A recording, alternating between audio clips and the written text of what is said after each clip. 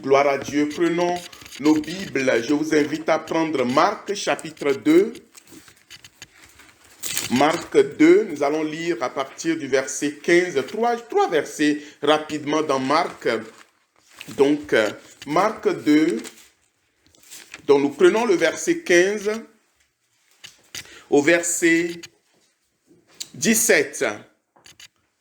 Alléluia. Marc 2, 15 à 17. La Bible dit, comme Jésus était à table dans la maison de Lévi, beaucoup de publicains et de gens de mauvaise vie se mirent aussi à table avec lui et avec ses disciples, car ils étaient nombreux et l'avaient suivi. Si vous avez vos Bibles, ceux qui ont le droit d'écrire dans vos Bibles, vous pouvez souligner beaucoup de gens, beaucoup de publicains et de gens de mauvaise vie se mirent aussi à table avec lui et ses disciples, car ils étaient nombreux. Moi, ils étaient nombreux.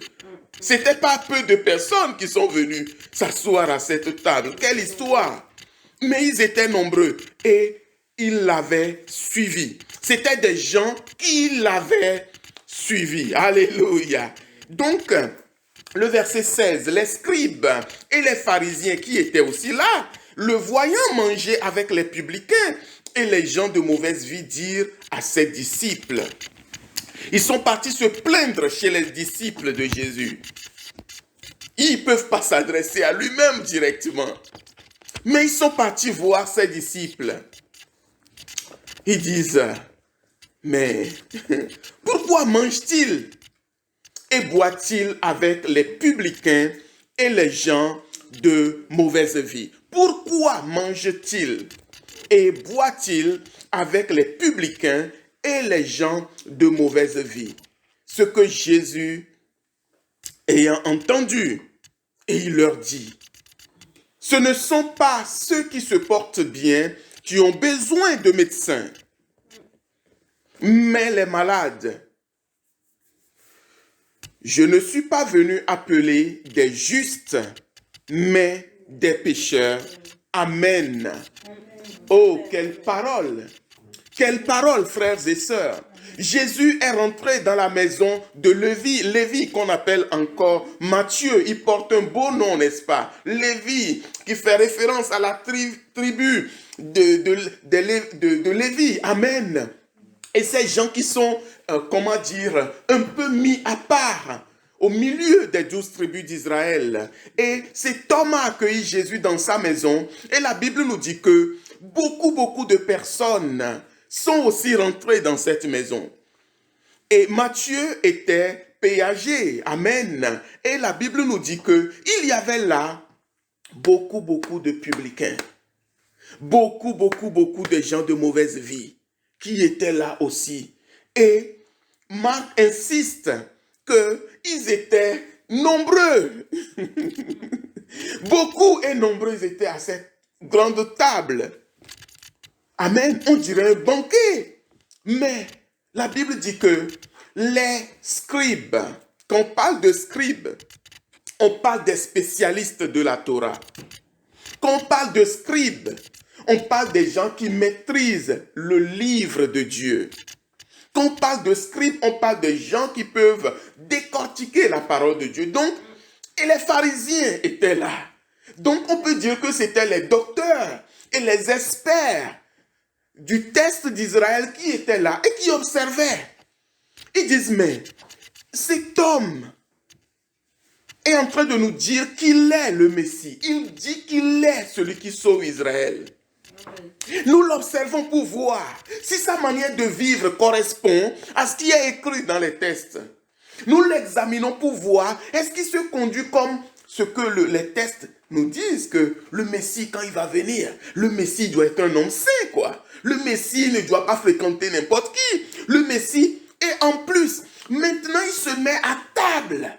On voit à sa table des publicains, des voleurs. À l'époque, comme Israël était sous domination, tous ceux qui étaient les inspecteurs des impôts, tout ça, c'était des gens qui étaient corrompus.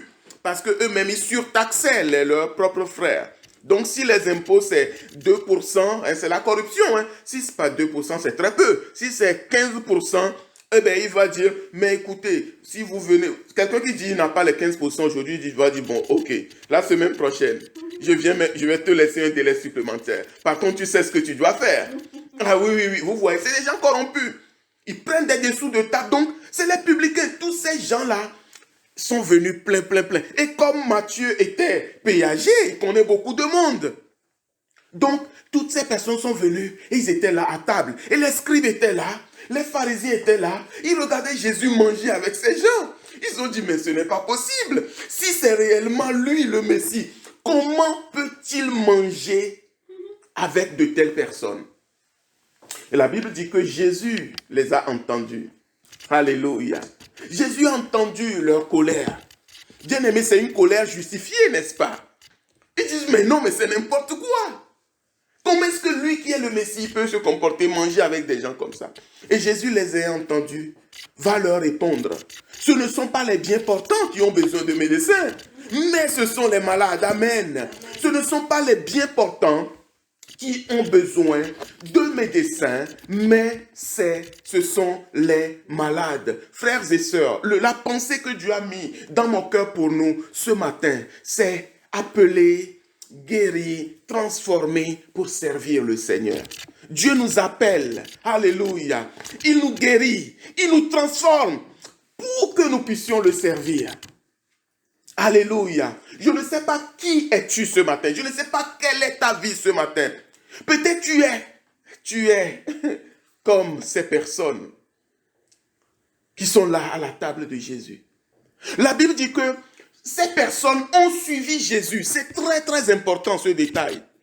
C'est des personnes qui ont un passé, mais qui ont entendu le message de Jésus. Vous connaissez l'histoire de Zachée.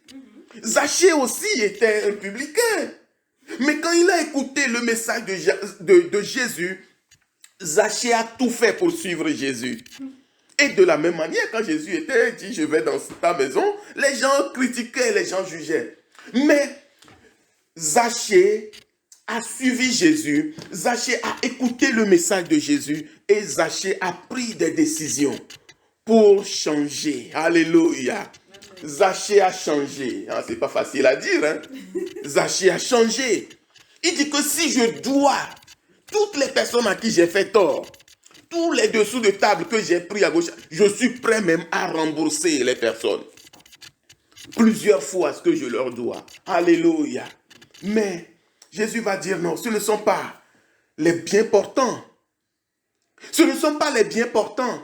Mais quand Jésus dit ce ne sont pas les bien portants qui ont besoin de médecins, Jésus utilise souvent l'ironie, vous savez.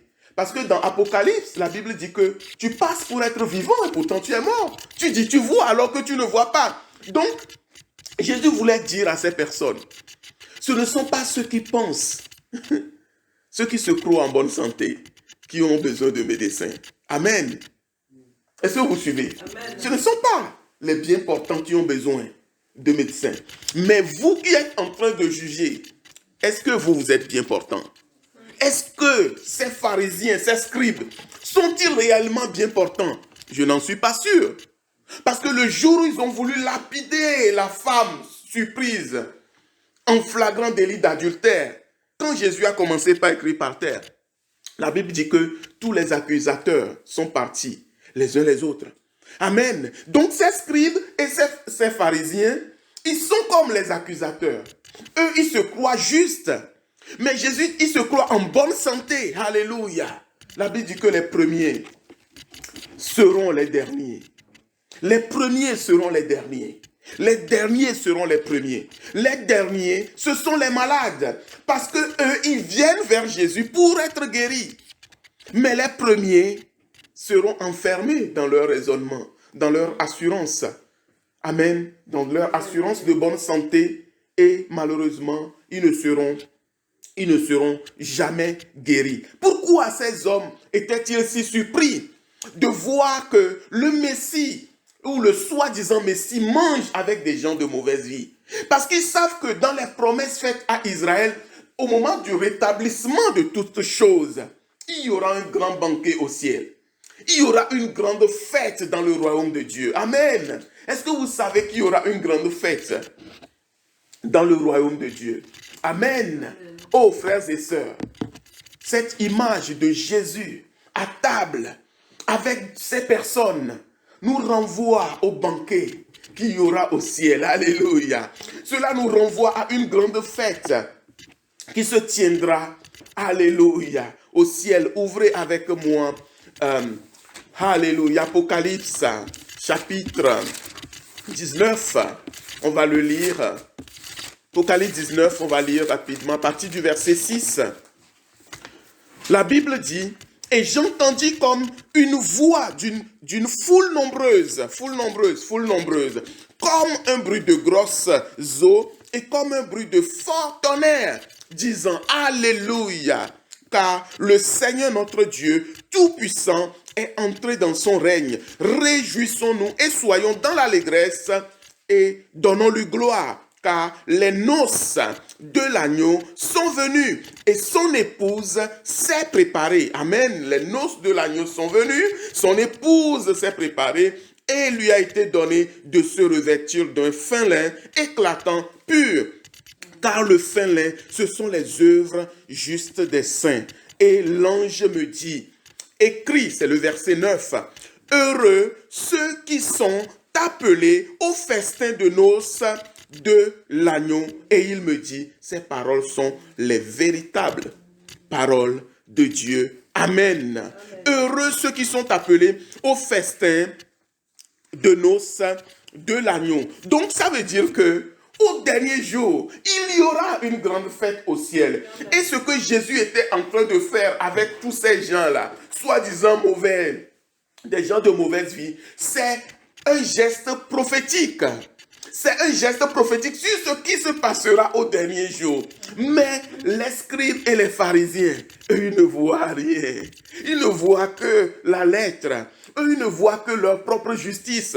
Ils n'ont pas compris pourquoi Jésus est venu dans ce monde. Amen. Matthieu 8, rapidement. Matthieu 8. Oh Jésus, aide-nous ce matin. J'aimerais que vous me suiviez. Vous suivez, voilà. Je veux que nous continuions à avancer ensemble en esprit. Amen. En esprit ce matin. Amen. Cette grande fête, ce n'était pas réservé que pour les justes. Non, non, non, non, non. C'est réservé à tous ceux qui sont appelés par Jésus, à tous ceux qui sont guéris par Jésus, à tous ceux qui sont transformés par Jésus. Amen. À tous ceux qui sont lavés par son sang précieux. Vous savez, Matthieu 8, nous allons lire verset 11. Alléluia. La Bible dit, « Or, je vous le déclare, c'est Jésus qui parle. Je vous déclare que plusieurs viendront de l'Orient et de l'Occident et ils seront à table. Ils seront à table, à table, à table. Amen. Ils seront dans ce banquet. Ils seront dans cette fête. Ils seront dans les noces de l'agneau. Amen. Ils seront à table avec Abraham, Isaac et Jacob dans le royaume des cieux. Mais les fils du royaume seront jetés dans les ténèbres du dehors où il y aura des pleurs et des grincements de dents. Oh, frères et sœurs, Jésus dit que, vous savez, ce verset 11, c'est important que nous situions la parole dans son contexte. C'était suite à la parole de proclamation du centenier romain. Cet homme, si vous lisez à partir du verset 5, ce centenier romain qui est venu voir Jésus pour le prier, pour son serviteur. Il dit, mon serviteur est malade, il est couché à la maison, il risque de mourir. Jésus lui dit, je vais aller le guérir. Et ce centenier va dire, mais je ne suis pas digne que tu viennes dans ma maison. Dis seulement un mot. C'est suite à la parole de cet homme que Jésus va dire, mais même en Israël, je n'ai jamais vu une foi aussi grande. Et c'est à la suite de cette parole que Jésus va dire, je vous dis que le dernier jour, vous allez voir des gens venus de l'Orient, de l'Occident, assis à table avec vous, votre ancêtre, vous, descendants directs de Abraham, Isaac et de Jacob. Mais vous serez dehors. Donc, pour être à table avec Abraham, avec Isaac, avec Jésus, frères et sœurs, qu'est-ce qu'il faut? Il faut la foi. Il faut juste la foi. Amen. Il faut juste croire en lui. Amen. Il faut juste que nous puissions l'accepter que non, ma vie passée là, elle est passée. Jésus, tu m'as touché. Jésus, ton message me touche. Je te donne ma vie. Je choisis maintenant de te suivre. Comme toutes ces personnes, la Bible dit, ils l'ont suivi. Nous l'avons lu tout à l'heure. C'était des gens qui l'ont suivi. Donc, c'était des gens qui ont mis leur foi en Jésus. Et si toi aussi, tu mets ta foi en Jésus, tu seras là, à cette table. Amen. Je dis que tu seras là, à cette grande table. Amen. Je dis que tu seras là, à cette table. Amen. Et dès ce matin même, tu peux être déjà à cette table. Amen. Nous pouvons choisir d'être à cette table. Amen. Frères et sœurs, c'est une parole d'encouragement que Dieu m'envoie nous communiquer ce matin. Amen. Vous savez, le Seigneur m'a beaucoup parlé. Quand vous lisez Luc 15, Luc 15 aussi relate le même fait. On va le voir brièvement. Luc 15 aussi relate le même fait que nous venons de lire dans Marc 2. Quand vous lisez Luc 15, le premier verset, est-ce que vous y êtes? Vous êtes avec moi? Luc 15, il dit... Tous les publicains et les gens de mauvaise vie s'approchèrent de Jésus pour l'entendre. Vous voyez, c'est toujours ces gens-là. Quelqu'un pouvait dire c'est Matthieu qui décrit la chose comme ça. Mais regardez ce que Luc aussi nous dit que les publicains et les gens de mauvaise vie s'approchèrent de Jésus pour l'entendre.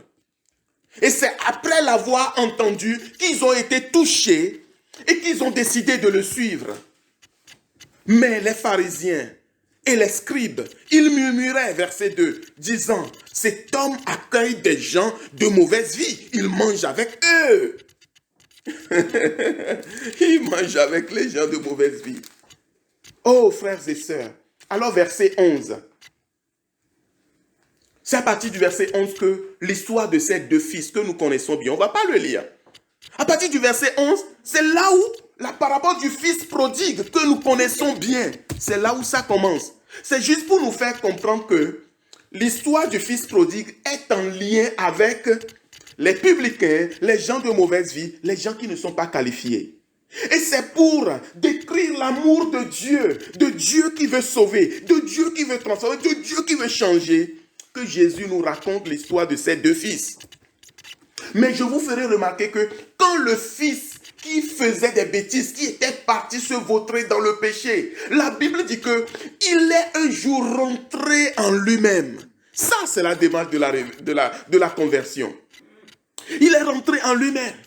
Et quand on rentre en soi-même, on fait demi-tour. Quand on rentre en soi-même, on change de direction. Mais maintenant, ce fils, quand il est revenu, pour son frère aîné, lui, c'est toujours le délinquant. J'espère que vous me suivez. Pour son frère aîné, c'est toujours le petit frère délinquant. Pour ce jeune homme, ses amis avec qui ils ont fait la bamboula, le désordre, de l'autre côté. Si ses amis le voient, qu'est-ce qu'ils vont dire? C'est toujours le délinquant. Ils vont dire, lui là, il est comme ça, il est comme ça, il est comme ça. Mais entre-temps, Dieu a touché le cœur de ce fils et qui est rentré en lui-même et qui a même fait demi-tour et qui est revenu vers le Père. Et quand il est revenu vers le Père lui a donné un anneau. Le Père lui a fait revêtir de nouveaux vêtements et le Père a organisé une fête. Les noces, une fête, le banquet, alléluia, une fête, une table est dressée. Ce fils qui normalement ne devait plus se mettre à la table du Père, le Père fait dresser une table. Et il dit, mon fils, non, ne t'assois pas de l'autre côté, mets-toi juste en face de moi. Vous voyez l'amour de Dieu.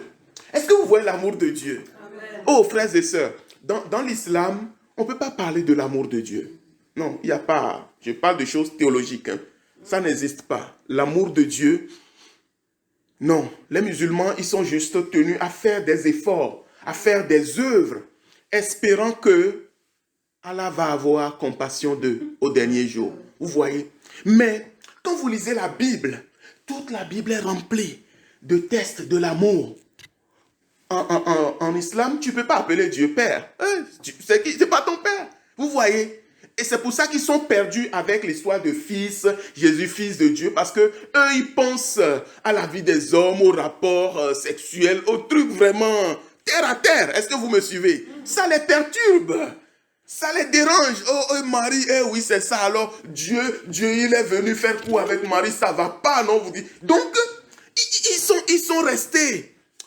Ils sont aveuglés. Ils ne peuvent pas comprendre. C'est des choses spirituelles. Oui, c'est vrai. C'est des choses spirituelles. Amen. Ce sont des choses spirituelles. Mais notre Dieu, ce que je veux que nous puissions voir ce matin, c'est un Dieu d'amour. Nous adorons un Dieu d'amour. Alléluia. J'étais là, je priais la dernière fois et je me dis, mais après je dis, waouh. Vous savez, j'appelle beaucoup plus Dieu Père que Dieu. Je ne sais pas pour vous. Amen. Dans ma relation avec Dieu, j'appelle beaucoup plus Dieu Père. Si je dis Dieu, pour moi, Dieu, c'est vraiment lointain. Loin de moi, quoi. Un Dieu, tu pries un Dieu, oh Dieu, il ne te connaît pas. Oui, on peut dire, oh Dieu, oui, on peut le dire, c'est pas mauvais. Mais ce que je veux que vous ressentez, c'est que quand tu deviens fille de Dieu, quand tu deviens fils de Dieu, ta prière va changer. Quand tu pries, tu diras Père, Père, oh Père, Père, alléluia. Même quand tu dis Dieu, tu ne vas pas le dire comme un Dieu lointain, parce que c'est ton Père. Il t'aime.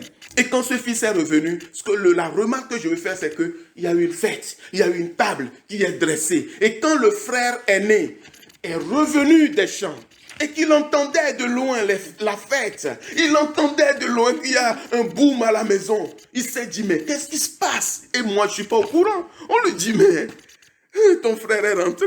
Il dit, pardon? On dit non, il est ton frère. Il dit, quel frère? On dit non, mais le voyou là, il est rentré là. Il dit, et alors? Il dit, mais papa a organisé une grosse fête. Il dit, bon d'accord, c'est gentil quoi. Il dit, c'est gentil. Oui, parce que pour lui, son frère est toujours le délinquant. Pour lui, son frère est toujours celui qui dissipe. Lui ne sait pas que ce frère a fait un demi-tour. Lui ne sait pas que ce frère est revenu en disant, je ne suis même pas digne que tu m'appelles fils, mais traite-moi juste comme l'un de tes serviteurs. Et le père, il a dit, mon fils, maintenant tu as compris, c'est bon. Viens dans mes bras. Alléluia. Viens dans mes bras. Frères et sœurs, nous allons encore faire un pas supplémentaire. Matthieu chapitre 15 d'abord, s'il vous plaît. Matthieu 15, 30. Qui est-ce qui croit que Jésus veut le guérir ce matin? Amen. Oh, merci Seigneur, merci Jésus. Qui est-ce qui croit que Jésus veut l'envoyer, veut le transformer pour se servir de lui, Moi, je le crois de tout mon cœur. Amen. Et je le crois pour toi aussi ce matin. Matthieu 15, au verset 30. La Bible dit, alors s'approcha, verset 29, Jésus quitta ces lieux. Matthieu 15, 29. Jésus quitta ces lieux et il vint près de la mer de Galilée. Et étant monté sur la montagne, il s'y assit. Verset 30. Alors s'approcha de lui une grande foule ayant avec elle, des boiteux, des aveugles, des muets, des estropiés et beaucoup d'autres malades. Et on les mit à ses pieds et il les guérit. Amen. Il les guérit. Il les guérit. Alors s'approcha de lui une grande foule. La foule qui s'est approchée de Jésus, ce n'était pas une foule de bien portants, frères et sœurs. La foule qui a couru vers le Seigneur, ce n'était pas une foule de bien portants, frères et sœurs. Boiteux, aveugles, muets, estropiés et beaucoup d'autres maladies. Beaucoup d'autres maladies. Beaucoup d'autres maladies. Beaucoup. Mais toutes ces personnes, une fois qu'ils se sont retrouvés au pied de Jésus, la Bible dit que Jésus les a tous guéris. Dieu m'a fortement parlé, frères et sœurs. Je veux votre attention maintenant, s'il vous plaît. Le Seigneur me parlait de nos maladies. Le Seigneur me parlait de nos problèmes. Le Seigneur me parlait de nos souffrances. Le Seigneur me parlait du parcours de vie de plusieurs qui sont là ce matin, connectés. Amen. J'ai dit Luc 8, n'est-ce pas? Eh bien, on va le lire. On va aller dans Luc 8. Verset 2. Les 12 étaient avec Jésus et quelques femmes qui avaient été guéries d'esprits malins et de maladies. On parle de personnes malades, on parle d'estropiés, on parle d'aveugles, on parle de boiteux, on parle de muets. Et là, la Bible dit que Jésus était là avec ses disciples et quelques femmes qui avaient été aussi guéries d'esprits malins et de maladies. Marie dite de Magdala, de laquelle étaient sortis 7 démons. Elle aussi était au milieu d'eux. Jeanne, femme de Chuza, intendant d'Hérode, Suzanne et plusieurs autres qui l'assistaient de leurs biens. Une femme comme Jeanne, femme de Chuza, vous pensez que ces gens se sont convertis comme ça parce qu'ils ont juste entendu parler de Jésus? Non, la Bible dit qu'il y avait plusieurs femmes desquelles que Jésus avait guéri de plusieurs démons et de plusieurs maladies. Donc cette femme qui était la femme d'un homme important, certainement Jésus a fait quelque chose dans sa famille.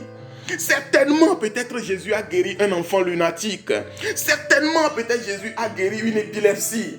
Certainement, peut-être Jésus a guéri une folie dans cette famille. Certainement, peut-être Jésus a guéri une lèpre dans cette famille. Et cette femme est devenue disciple de Jésus. Mais il n'y avait pas que elle. Marie de Magdala, on l'a vu cette semaine dans Jean 20. C'est elle qui pleurait au tombeau. C'est cette Marie de Magdala. La Bible dit que Jésus a chassé d'elle 7 démons. Quelle précision! On pouvait juste dire Jésus l'a guéri, quoi. Ou Jésus a chassé des démons de sa vie. Non. La Bible veut nous montrer combien Jésus est bon, combien Jésus aime au point que ce n'est pas un démon, ce n'est pas 2 démons, ce n'est pas 3 démons, ce n'est pas 4 démons, quel que soit le nombre de démons que cette femme avait. Toutes les personnes qui ont suivi Jésus avec un cœur sincère, Jésus les a guéris. Et le Seigneur me parlait vraiment des blessures de la vie. Le Seigneur me faisait voir notre église. Et le Seigneur me faisait voir des choses qui sont devant nous. Alléluia. Je parle de notre église, je parle de nous qui sommes là, qui sommes ici. Mais nous avons aussi, c'est Jésus qui disait que j'ai d'autres brebis d'une autre bergerie, n'est-ce pas? Et en tant que pasteur, nous recevons beaucoup d'appels. Amen. Je prends le Maine-et-Loire. Allumez-nous la lumière, s'il vous plaît. Merci. Je prends le Maine-et-Loire. Du côté voilà, je prends le Maine-et-Loire. Nous avons beaucoup de brebis dans la campagne là-bas. Du côté de Angers, du côté de Cholet et toute cette région. Et le Seigneur me faisait voir la vie des uns et des autres. Et le Saint-Esprit me dit, mais regarde la vie de telle personne. Regarde la vie de telle personne. Telle personne est blessée. Telle personne est mordue par le serpent. C'est une image spirituelle. Telle personne souffre. Telle personne a son estime personnelle cabossée. Telle personne a été humiliée. Telle personne a été violentée. Telle personne est divorcée. Tout cela, c'est les souffrances de la vie. Et le Saint-Esprit me faisait voir toutes ces situations. Le Saint-Esprit me faisait voir, frères et sœurs, les souffrances, nos échecs. Peut-être tu as eu des échecs dans ta vie. Je prends l'exemple du mariage. Peut-être tu t'es marié, mais ton mariage n'a pas réussi. Vous ne pouvez pas imaginer ce que ça peut être comme douleur pour un couple qui se sépare, qui divorce. Vous ne pouvez pas imaginer. Et le sujet de prière que je mettais devant nous vendredi, c'était un homme aussi qui est passé par la séparation. Et depuis que cette séparation est arrivée, les choses qui ont suivi dans sa vie, je ne peux pas vous les dévoiler ici. Donc, chacun a ses blessures. Amen. Le Seigneur me faisait voir ses blessures, ses déchirures. Le Seigneur me faisait voir ses souffrances. Il y a des personnes qui sont seules et qui souffrent de la solitude. Il y a des personnes qui sont seules, qui ne savent pas comment joindre les deux bouts. Il y a des personnes qui sont livrées à eux-mêmes. Dans l'apparence, nous les voyons qui sont bien. Oui. Dans l'apparence. Je dis dans l'apparence. Tu peux passer pour quelqu'un qui est très très bien, mais tu sais combien ta blessure est profonde. Dans l'apparence, tu peux donner l'image de quelqu'un qui va super bien. Mais tu connais la profondeur de tes blessures. Hier encore, j'étais avec, je crois, avec la famille ici. Il y avait une émission qui passait à la télé. Il y avait une jeune fille qui passait. Dès qu'elle a apparu, le Saint-Esprit commence par me parler. Commence à me parler comme ça de la vie de cette jeune fille. Toutes les blessures qui sont là. Et ça n'a pas tardé. Après, elle a commencé par expliquer certaines choses. Et d'un seul coup, elle a commencé par pleurer. Je dis à ma femme, tu vois, elle a commencé par pleurer. Elle a commencé par pleurer. Vous avez aujourd'hui, dans le milieu des jeunes, beaucoup de jeunes qui donnent l'image d'être très très forts, d'être très épanouis. Vous avez ces individus aussi au travail qui vont donner l'impression à tout le monde qu'ils vont super bien. C'est lui la plus épanouie du bureau. Vous allez les voir courir dans les couloirs, aller à gauche, à droite. Mais au fond d'eux, il y a des problèmes. Au fond d'eux, il y a des blessures. Et le Seigneur voit ce matin, frères et sœurs, dis ce que le Saint-Esprit m'a mis dans le cœur. Le Seigneur voit ton état. Le Seigneur voit tes blessures. Le Seigneur voit tes déchirures. Des fois même, tu te dis que tu n'es pas digne pour servir le Seigneur parce que je suis divorcé. Parce que je suis séparé. Parce que ma vie, elle est comme ça. Ma vie ne correspond pas au cadre que le livre décrit. Oh oui, frères et sœurs. Il a fallu que nous-mêmes nous évoluions dans notre compréhension de qui est Dieu. Il a fallu que nous-mêmes nous évoluions et que nous puissions pénétrer dans les dimensions de l'amour de Dieu. Mais, frères et sœurs, ce que Dieu veut te dire ce matin, quelle que soit ta blessure, quel que soit ton parcours, quelle que soit ta souffrance, mon frère, ma sœur, Jésus veut te guérir. Il veut te guérir et il veut se servir de toi. Il veut te guérir, il veut te transformer. Il veut te guérir, il veut que tu deviennes comme ces personnes qui suivent Jésus. Ces femmes qui sont là, transformées, pour maintenant servir. Guéri, transformé pour servir. Alléluia. Jésus veut que tu sois comme ces gens que hier on les traitait de publicains et de gens de mauvaise vie, mais qui se retrouvent au final à table avec Jésus-Christ. Oh bien-aimé, dans le livre de Samuel, on va terminer. Allez avec moi dans 1 Samuel 22, versets 1 et 2. Rapidement. La Bible dit que David partit de là et se sauva dans la caverne d'Adullam. Ses frères et toute la maison de son père la prirent et ils descendirent vers lui. Verset 2. Tous ceux qui se trouvaient dans la détresse. Si vous avez vos Bibles, vous avez le droit, vous pouvez tous ceux qui se trouvaient dans la détresse et qui avaient des créanciers, donc les gens qui étaient endettés, pourchassés par leurs créanciers, ceux qui étaient dans la détresse ou qui étaient mécontents, des gens qui étaient frustrés, blessés. Alléluia. Qu'est-ce qu'ils ont fait? Ils se rassemblèrent auprès de David et David devint leur chef. Ainsi se joignirent à lui environ 400 hommes. David était un fuyard. Mais les gens qui sont venus se joindre à lui, ce n'étaient pas des bien portants. Ce n'étaient pas des gens qui étaient en bonne posture, en bon état, en bonne situation. C'était des gens qui, franchement, tu vas dire non, il ne faut pas venir m'embarrasser, quoi. Il y a des gens qui veulent des fois rentrer dans ta vie, tu dis, oh, toi, tu vas m'embarrasser, tu vas me causer, tu vas salir ma réputation.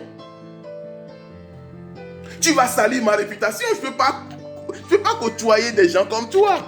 Comme les pharisiens et les scribes disaient, mais Jésus, il va tout détruire. Son image, sa réputation va prendre un coup. Il mange avec des gens comme ça, c'est fini pour lui. Et dans sa fuite, les gens qui ont suivi David, frères et sœurs, ce n'étaient pas des gens bien. Ce n'étaient pas des gens bien. C'était des gens qui étaient fauchés. C'était des gens qui étaient recherchés. C'était des fugitifs.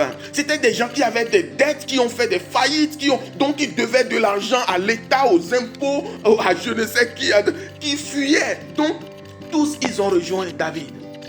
Mes frères et sœurs, quel que soit ton état, quel que soit ton état, quand tu suis David, ta vie sera transformée. Quelle que soit ta situation, quand tu suis David, ta vie sera transformée. Vous savez quoi? C'est ces individus qui sont devenus, je dis individus, c'est ces individus qui sont devenus les vaillants hommes, les vaillants guerriers de David. C'est ces gens qui sont devenus les vaillants guerriers de David. Et si toi aussi, tu suis Jésus, tu vas devenir certainement un vaillant, une vaillante guerrière, un vaillant guerrier de Jésus. Si toi aussi, quelle que soit ta situation, il suffit juste de suivre Jésus. Quelles que soient tes blessures, quelles que soient tes souffrances, Jésus va faire de toi quelqu'un d'autre. Jésus va faire de toi quelqu'un d'autre. Tu vas devenir comme Marie de Magdala. Tu vas devenir comme Suzanne. Tu vas devenir comme toutes les autres personnes. Tu vas devenir comme Zachée. Tu vas devenir comme toutes ces autres personnes dont Jésus a transformé la vie. Amen. C'est la pensée que le Seigneur a mis dans mon cœur pour nous ce matin. J'aimerais vraiment que nous soyons fortifiés. J'aimerais vraiment que peut-être ce message, certains peuvent ne pas se sentir concernés. Dieu ne nous parle pas tous de la même manière, mais ceux à qui ce message s'adresse parmi nous ce matin, reçoivent ce message comme une parole venant de Dieu. Ne regarde pas ta vie, ne regarde pas tes échecs, ne regarde pas les choses qui n'ont pas réussi dans ta vie, ne regarde pas tes erreurs passées et dire que mais moi, je ne suis pas digne. Non, non, non, non, non, non, non. Ne dis pas que je ne suis pas digne. Le Seigneur t'appelle ce matin. Il t'appelle. Il dit viens. La voix du Seigneur t'appelle. Il dit viens et suis-moi. Alléluia. Il t'appelle, il dit viens tout simplement. Il va te donner une nouvelle vie.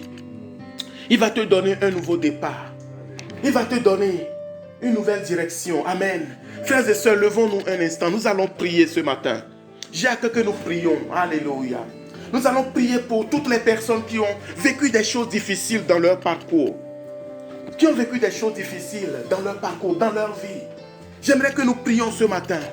Et beaucoup de choses se sont passées dans la vie des uns et des autres. Vous imaginez quelqu'un qui a par exemple vécu un viol dans sa vie. Vous pensez que c'est du jour au lendemain comme ça que cette personne va commencer par sauter au plafond? Non. Il faut que Jésus guérisse. Alléluia. Mais de cette épreuve, quelque chose de bon peut sortir pour toi. Quelqu'un va dire, mais qu'est-ce qu'il raconte? Qu'est-ce qui peut sortir de bon d'un viol? Qu'est-ce qu'il dit le pasteur? D'un divorce. Qu'est-ce qui peut sortir de bon d'un divorce? Waouh! Qu'est-ce qui peut sortir de bon d'une blessure qui est là, qui est une cassure qui est là? Eh bien, il n'y a que Jésus qui peut poser sa main là où aucun homme ne peut pas poser sa main. Nous allons prier ce matin pour dire Seigneur, nous voici les malades, alléluia. Nous voici les boiteux, nous voici les estropiés. Oui, c'est de moi que ce message parle ce matin. C'est moi qui suis boiteux, c'est moi qui suis estropié, c'est moi qui suis aveugle, c'est moi qui suis lépreux. Seigneur, guéris-moi ce matin. Guéris-moi, Seigneur. Je te demande ta grâce dans ma vie. Je te demande ta grâce dans ma vie. Guéris-moi, Seigneur. Touche-moi par ta puissance. Oh, Seigneur. Dieu de grâce et de miséricorde. Tu es celui qui guérit, Seigneur. Tu es celui qui transforme, Seigneur. Tu es celui qui change les vies. Tu es celui qui change les circonstances. Tu es celui qui change, Seigneur, les situations les plus difficiles. Oh, dans ta grâce et dans ta miséricorde, touche-nous ce matin.